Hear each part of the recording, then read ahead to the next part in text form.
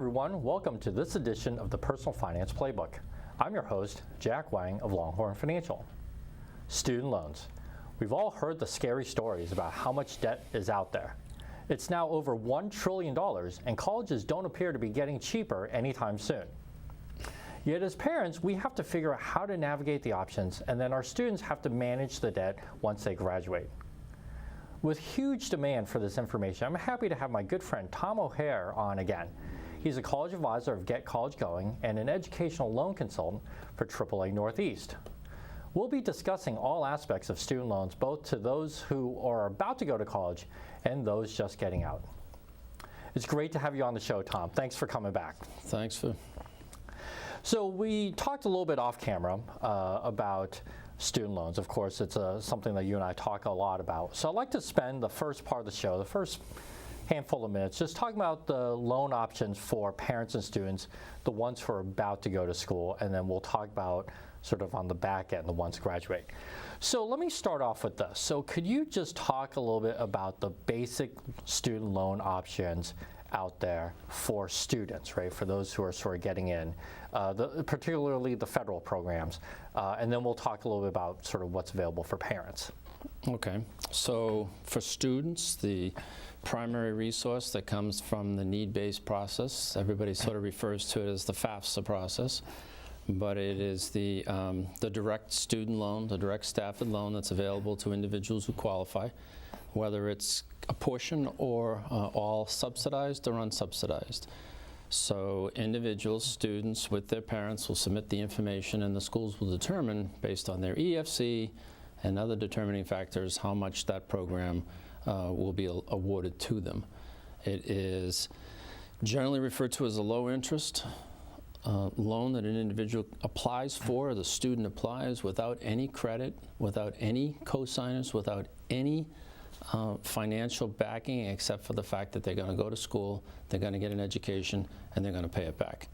It's been around longer than you and I, and freshman students can borrow upwards to $5,500 in their first year, and then there's incrementals as they go through their second and third and fourth year. Okay, so with the direct student loan program, I just want to be clear, the student is the borrower. Yep. No credit check really necessary, no income necessary. So it's unlike going to a bank for a loan. They sort of just get it on their own. They get it on their own based on their going to an eligible institution, whether it's a community college, whether it's a four-year public or private institution, whether it's a trade and technical school. But it's based on their own individuality, per se, and the fact that they're going to school and they need money to pay for it. Okay, so let's talk a little bit about parents then. So I know that there's a program that's similar for parents. So could you just share with our viewers a little bit about that, and then and then we'll chat about sort of some private loan options. Sure. So the equivalent to the sister to the direct student loan that the student takes out is the federal Parent Plus loan. And that is a program that parents take out. They are the primary borrower. Sometimes they need an endorser to qualify, but it is, unlike the direct loan, it's credit driven. Not as severe or as detailed oriented as a car loan or a personal loan. Individual has to be credit worthy. They don't necessarily have to pass a debt to income or ability to pay. Mm-hmm. So it is a little bit more liberal in the ability to get the loan. Parents can borrow as up to the net educational cost. So it's highly recommended that the student takes out the direct loan. Families may be using some scholarship money or some other resources. And then a parent can think about taking out the plus loan. It has to really be looked at from the standpoint of a parent being able to make the monthly payment while the student's in school. Some people might try to postpone the payment, but they're going to capitalize interest, and it's really going to, incur excessive debt that way. But it's available for those that want to be the primary borrower. Right, and so parents have this option, and it's again through the federal government, right? So, and they can borrow literally as much as they need, all the way up to the cost of college minus whatever aid Right. So, which, and again, you know, and I know I've talked to people, and as I'm sure you would say the same thing, just because you can do it doesn't necessarily mean you should do it. No, most definitely. The parent loan, you know, unlike the student loan is going to be deferred until the individual gets out of school, 6 months after they graduate, and it's based on their ability to get their first job, get into financial security, and start making their monthly payments. A parent taking on a PLUS loan to help pay the difference or pay some of the net tuition costs, I mean, they're adding to their own financial obligation immediately. So depending upon, you know, the availability of some discretionary resources on a monthly basis, they may not be able to afford it. Right. And it factors back to, you know, other conversations we've had about picking schools based on affordability, not based on where I really want to go, type of thing. So, you know, the other thing that with the parent loan programs is a lot of schools build the actual award into their financial aid award letter, which can be a little misleading on the part of families because they still have to apply, pass a minimum credit check, and understand that they're making a monthly payment. Right. So one of the questions that you hear often out there is, how do I pick between, say, a Parent Plus loan or the direct student loan versus private loans? And of course, this is something that I'm sure you get all the time as a question, and there's a number of different options out there for private lenders, AAA being one of them. How do, you know, what are some of the things that people should look for, and how do parents and their families decide? You know, do I go sort of the public loan route or the private loan route? Well, number one, I would never turn down the direct student loan. Right, the interest rate, although there is an interest rate on it, right now it's 5.04%. It's deferred until the student gets out, and it's in the student's name, and their ability to pay that loan back, in my opinion, is going to be extremely favorable as they get into their workforce.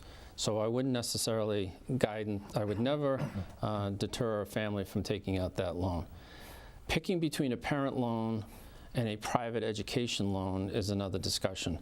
The private education loans are structured in such a way that the student, for the most part, is the primary borrower and the parent is a cosigner. There are options in that business, that sector of the financing business, that parents can take it out, but most of the families are going to that program, and the student is going to be the borrower. They're going to have a parent as a cosigner because they need to qualify, and they may be deferring that loan to when they're getting out. So the key conversation I have with individuals is, who wants to be the bearer of the final payment? Right. And what type of educational program, what type of major is one involved in, from the standpoint of whether or not we should look to this resource, although it's there, to use it. Because if I'm a student who, you know, is studying a major in finance, you know, I may be able to afford a $30,000 private loan on top of a $5,000 student loan on an annual basis, but if I'm in another major, I may not be. So it really, you know, comes down to who wants to be the borrower, and can we really afford this type of loan? Who wants to be on the hook for it after graduation? Well, yeah. Right. So let's transition now to after graduation. And obviously, I know you and I were talking off camera about the decisions you make up front really then impact what you can do later on, right? Because of all of these options. So let's now talk about kids who are about to graduate. You know, their payments may be about starting, and all about the notion of managing debt. So let's talk first of all. If my son or daughter just graduated this past May, for example, right? So they just got out, everybody's happy, you see the balloons on the graduation party. When, you know, first and foremost, when do the payments actually start? Payments will typically start 6 months after graduation. So if we're talking about a student who has separated as of May, they graduated, as you said, the balloons are out in the front yard, their first payment is going to be in December, because the 6 months brings you, you know, to a functionality standpoint, brings you to November, and it's 30 days to your first payment.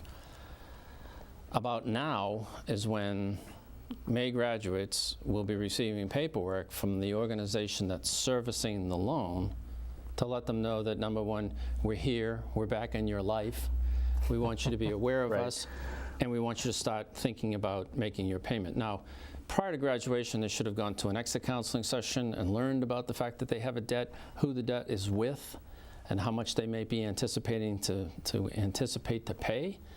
But many of them don't necessarily do that, and when they do, they may not be paying attention. So lo and behold, their federal loans, upwards to, if they borrow every year, could be upwards to $23,000 to $25,000. And their private loans, depending upon how much they borrowed, and I've seen some students come out with $10,000 a year times 4, upwards to $30,000 a year times 4. It's all going to come due in November, and repayments is going to need to begin. Right, and certainly there was a story not that long ago about I think the dentist who had $1 million. So these amounts can add up very quickly. So now, we're approaching, so we're in that 6-month window. Payments will starting soon. What are some of the things, right, whether they have private loans or these federal direct loans, what are some of the factors that students and families, for that matter, want to be aware of or want to consider right now in the window, right, so that they're ready and sort of go in with their eyes open as soon as the payments start in December? Yeah, number one, do you have a job? Okay. Right, that would of course help. Yeah, right? Because if you don't have a job, then you need to be able to start discussing and analyzing how I might need to lower my monthly payment or postpone it. And the federal loan programs have some very good benefits that are available for students, now graduates, because of the fact that they've taken them out, so they can defer their loan if it is for unemployment because they haven't found their job yet, or they can start doing modified repayment schedules to help them. But number one, do you have a job? Number two, even if it's not in your field, how much are you making? And how is that going to equate to making a monthly payment? If you are living at home, don't worry about living at home because you're saving on rent, you're saving on utilities, and all that may help with structuring the payment. So I generally ask the student in the first few minutes of the parent in the conversation is, what's the employment structure? What's the financial income structure? What are some of the debts the student might have? And then you dig into how you're going to set up a monthly payment for the 2 different loan programs. Okay, right. And that certainly makes sense, right? Of course, if you're living at home, you're saving on rent, you have extra money, theoretically, to go for loan payments. So, of course, as parents, we all want, I know for you as well, we all want our children, when they graduate, to get a good job in their field, make lots of money, right, be a success, so on and so forth. But of course, that doesn't always happen. Right, and of course you hear these stories about how college graduates end up working at a coffee shop or something that they're not, working to their potential or earning to their potential, right? So how soon after graduation and when these payments are, how soon can a recent graduate apply for some of those programs, like you said, for modified repayment or income-based repayment or continual deferment? How soon can they do that? So for the federal loans, they can apply pretty much any time between when they graduate and when their loan is due, and even after when their loan is due for payment. So if they've borrowed if they're borrowed for 4 years and their direct loan has multiple interest rates, they can do what's called loan consolidation, and then they can go into various types of income-sensitive repayment schedules. So if I am the individual you speak of is still doing their job searching, still not working, but working at a Starbucks or something like that, then the individual can set up a monthly payment to start taking and chipping away at the principal and interest, but they can do it based on their income at Starbucks, and then when they get their first job, they can modify it. So that's one of the reasons why it's best to leave your direct student loans under the federal government structure, because you can have those modifications. All right? Private loans, the option is really refinancing, and refinancing, most of the eligibility requirements look to have a couple base years of employment and a minimum income.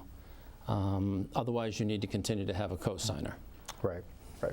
So, it's interesting you mentioned that about the notion of refinancing and consolidation. So that often comes up, I know, with people I speak with, and you see articles out there. When should someone consider consolidating or refinancing? And it sounds like, based on what you just said, that you kind of want to leave the federal loans alone to the extent that you can, perhaps. But maybe private loans may be more of a candidate for either consolidation or refinancing. So talk to our viewers a little bit, sort of what the difference is and what some of the options are, when it comes to either consolidation or refinancing. Yeah, so consolidation, I generally use that term when I'm talking about the direct loans, with the federal loans, because you're going to consolidate that debt and then you're going to be eligible for a direct loan consolidation and get a modification to repayment schedules. Again, that can happen anytime. If you're a borrower right now, if you're a recent graduate right now, or you're already in repayment right now, you can do that practically any time. And the benefit is to really lower your monthly payment, all right? Because you're going to have an interest rate that's going to be based on all of the loans, but you're going to be able to lower your monthly payment. So when you're looking, and let me back up a second, when you're looking at loan consolidation and refinancing, you're really trying to do one of three things. Lower your monthly payment, find a lower fixed interest rate, and of course, find something that's going to help you financially make your payments on time. If it's lower your monthly payment, you're going to be extending the term of the loan, which means you're going to be paying more interest. So you have to consider whether that's to your advantage or not. But the idea of trying to get one of those three things to work to you to help you make those payments, that's the critical decision making and stuff that we walk people through. Private loan consolidation, if you have got a 9% or a 10% student loan, a private student loan to go to school, then you become a prime candidate for a lower fixed interest rate through refinancing, because the lenders that are making the loans are also involved in the refinancing world, and it's a competitive business, so they're very competitive interest rates. You can drop your interest rate potentially 3 or 4 points by refinancing if you're eligible. Right, and that's the key, right? I think you mentioned it earlier, if you're eligible. So you got a couple of years of work experience under your belt, you have good credit score, good credit history. Otherwise, mom and dad might still be on the hook as a cosigner. Right. Right. And the continued cosigner, don't be feared away if you're going to be a potential cosigner out there, because there's still the 3-year release. So that, the cosigner release program allows the individual to help their son and daughter either get the loan or go into refinancing, and help them, influence them to make sure the payments are made, and then they can be released, and everybody moves forward happily. Right. So we hear a lot, and there's commercials on private loan refinancing, private loan consolidation, like you said. You mentioned about how you might be able to drop your interest rate several points.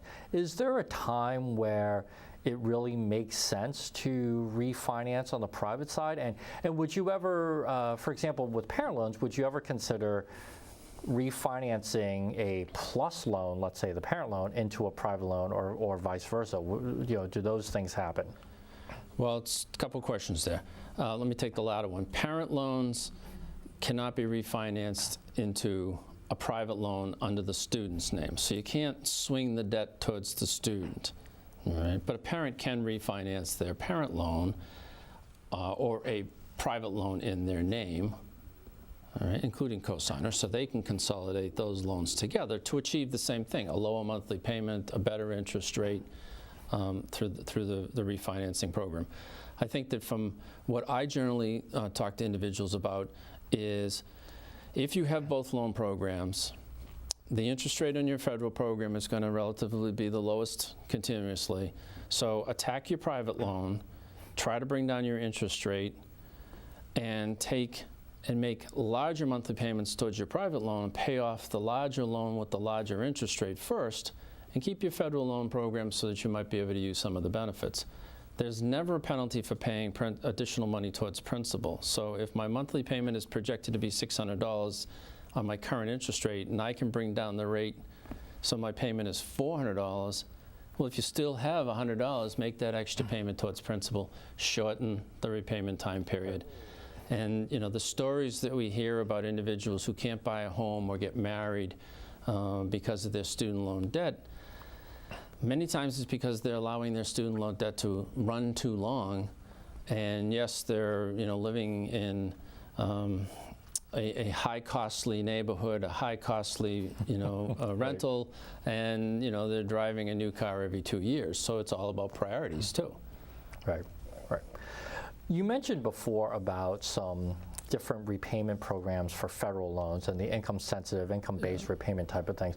Do those things exist for private loans? No, they don't exist for private loans. What the private loan lenders will do is they'll work with the borrower to help modify their monthly payment, but the expectation is you're still going to be making that monthly payment based on the highest payment that's available, that's calculated. All right. So they may assist in dropping the payment for a couple months while you're, having some hardship, but no, those benefits, income-sensitive repayment benefits, don't exist in the private world, and that's why it's really important to know that's a resource to use, but a resource that is truly one of last resort. If I'm going to take out, or I might think when I'm going through the college planning process and I see 5 schools and the affordability of them ranges from a potential private loan of $40,000 to a potential private loan of $5,000, do the math. Right. Take a look at that Right. that school that represents the $5,000 private loan, net educational cost. That may be the better choice in the long run from an affordability standpoint. Right. And so really if, so again, certainly as parents, we hope that this doesn't happen to our children, but the reality of the workplace is that people do get laid off. Mm-hmm. People do lose their job. People, especially if part of your income is based on bonuses or commissions, you might have a bad year, right? Through maybe something that you can't control. So when those things happen and your income drops, so on the private loan side, it sounds like that maybe your only recourse might be either work with the institution or you refinance longer term to get the payment down, whereas on the federal loan side, you might go into some of the income-based repayments. Is that generally correct? Right. I mean, the most important thing is to get a hold of the loan servicing center that's managing the loan, that's collecting the payments, and be very upfront and honest on what's going on. They don't want a loan to go bad. That's the bottom line. They don't want a loan to go bad, so they're going to work with the borrower. They may not have the same flexibility to reduce your monthly payment as is under the federal program, but I mean, many of the lenders under the private program do have a certain time frame that they allot for unemployment postponement and hardship periods for the individuals to get involved and to help them. So they're not going to try to just run the loan into default. They want to make sure the loan's going to get repaid. But it's important to speak up if there's something going wrong or you don't anticipate that you're going to make the salary that you think you're going to make. That brings up the point with 2 common terms, deferment and forbearance. Yeah. Hear that a lot. So take a moment, just kind of explain to our viewers what those mean and how maybe they're different. Okay, so under the direct student loan program, there is a terminology and a program called deferment. And that allows an individual to postpone payment for a variety of reasons. And if you have an unsubsidized loan, you're still paying the interest, but if you have a subsidized loan, it continues to be interest-free, subsidized during that deferment period. So you have just graduated in May and you're thinking of going back to school, grad school. You go back before your grace period expires, you go back at least half time, you defer your debt under the eligibility. You go into the military, you can defer your loan. You go into a public service position, you can defer your loan. Forbearance is nothing more than a postponement of payment, and the interest continues to accrue.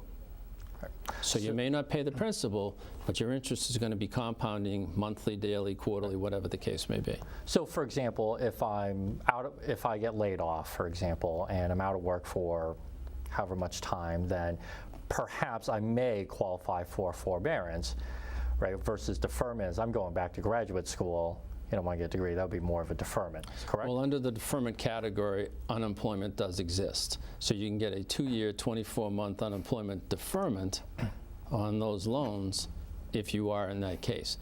But you can't get that 24 months on a private loan, they may give you 6 months or 12 months. So it's a right as a direct loan borrower, and that's why I say it's best to leave those loans in that program under that structure, because it is a right given to you as a borrower. It can't be taken away. All right. So. Right. Of course, and because of course, I mean, private loans are from private entities, from banks and whatever. They want their money back. Right. And the structure and the rules and the eligibility, it's just not, it's not an apples to apple comparison of how one program is run versus another. Both very reputable, both very successful. I mean, if it wasn't for private loans, there'd be a lot of students that aren't going to school. If there wasn't for direct student loans, there'd be millions of students that aren't going, or have not gone to school or can't go to school. So, you know, don't fear them, use them wisely. Right. And when you're done, pay them wisely. Right. Talk just briefly about discharges and loan forgiveness. I know that that's been in the news a little bit. Just a quick moment about federal programs for discharges and forgiveness, and if what might exist on the private loan side. Private loan's pretty easy. There's no forgiveness. They want their money. They want their money. They took a risk. They want their money. They'll work with you to make sure the monthly payment comes in. They'll postpone it for a short period of time if need be. Under the federal programs, there's more rights and responsibilities that were given. So you hear a lot about loan forgiveness programs. Well, there's only really one, and it's the Public Service Loan Forgiveness Program, where if you are teaching in a low-income population, you're in the military, you're working for a nonprofit that's eligible, you have to make 10 years worth of payments, and then the balance after the 10 years is forgiven if you maintain that eligibility. You have to reapply and be recertified every year. So my son, for instance, is in the military, and he's in his public service role. He's in the forgiveness program, and every year he has to have his commanding officer certify that he's still there, send that to the loan servicing center to continue the program. So that's the typical forgiveness program. There is one in the nursing area that helps individuals who are in nursing programs that I'm aware of, but there are really no other forgiveness programs. All right? Discharge, unfortunately, death and total permanent disability alone can be discharged. Federal loans can't be discharged in bankruptcy. So there's really, you read about it, you hear about it, it's not necessarily true information. All right. And just very quickly, about 30 seconds, one last quick tip for our viewers. One last quick tip. Anybody that's just graduated from school, you should know who your loan servicing center is. Who's managing your loans right now, and who you should be talking to. And if you don't, then contact the school or go to what is known as the National Student Loan Database and find out. Excellent. Or go back to your school. Excellent. Thank you so much. Thanks so much to my special guest today, Tom O'Hare, College Admissions Advisor of Get College Going and Educational Loan Consultant from AAA Northeast. He has shared some great information with us because student loans, as you can see in the news, is a huge problem, and helping our sons and daughters and others help manage the loans is a great responsibility so that they can move on with their lives. I want to again thank you for joining us for today, and join us next time when we take another topic out of the Personal Finance Playbook.